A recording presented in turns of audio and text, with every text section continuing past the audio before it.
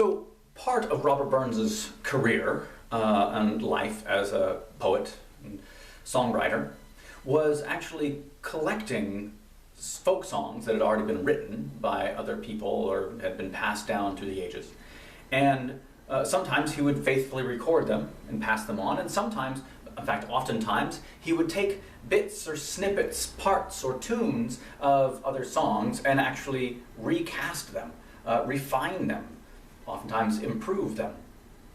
And an example of that is actually the ballad of John Barleycorn.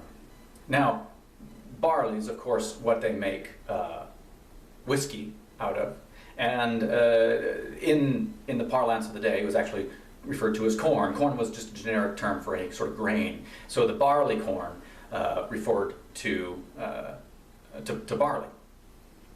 And this ballad sort of it personifies barley and barley's journey to whiskey as if it was an actual person. So it gets a little violent at points, but it ends well, or at least deliciously.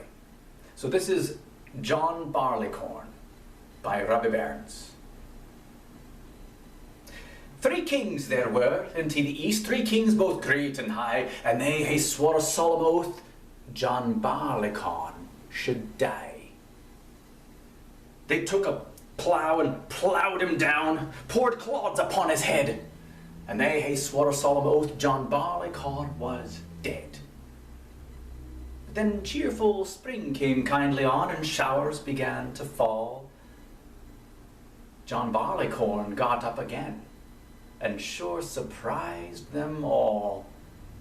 The sultry suns of summer came, and he grew thick and strong, his head well armed with pointed spears that none should do him wrong. Then sober autumn came in mild, and he grew wan and pale. His bending joints and drooping head showed he began to fail, and his colour sickened more and more as he faded into age, and then his enemies began to show their deadly rage. They took a weapon long and sharp, and they cut him at the knee. They bound him fast upon a cart like a rogue for forgery. They laid him out upon the floor and cudgelled him full sore. They strung him up before the storm and turned him o'er and o'er.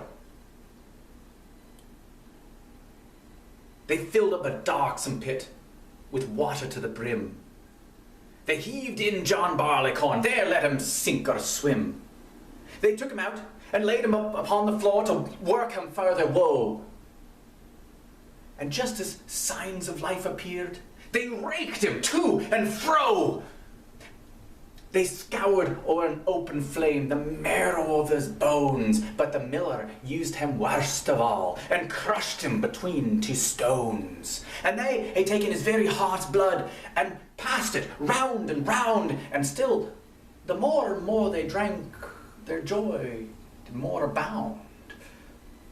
John Barleycorn was a hero bold, of noble enterprise. For if ye but taste his blood, 'twill make your courage rise.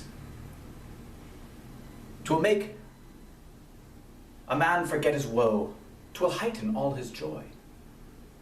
'Twill make even the widow sing, though the tear were in her eye.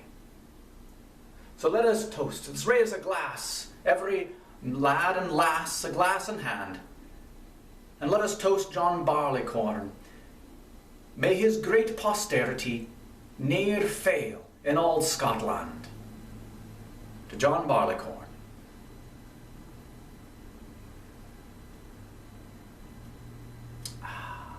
Thank you for your sacrifice.